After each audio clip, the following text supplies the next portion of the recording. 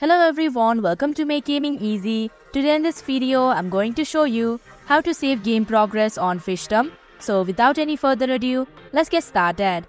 First of all, click on the settings icon in the top left corner. Here tap on Save Progress option. Now in order to save your game progress, you'll either have to sign in with your Google account or Facebook account. In this video, I'm going to use my Facebook account. So I'll tap on Sign in with Facebook option. Here, click on the Continue button. So that is how you can save game progress on Fishdom. Thank you for watching Make Gaming Easy. I hope this video was helpful to you. If it was, hit the like button and comment down if you have any questions or feedback. Also, if you are new to our channel, subscribe and hit the bell icon so that you don't miss our upcoming videos.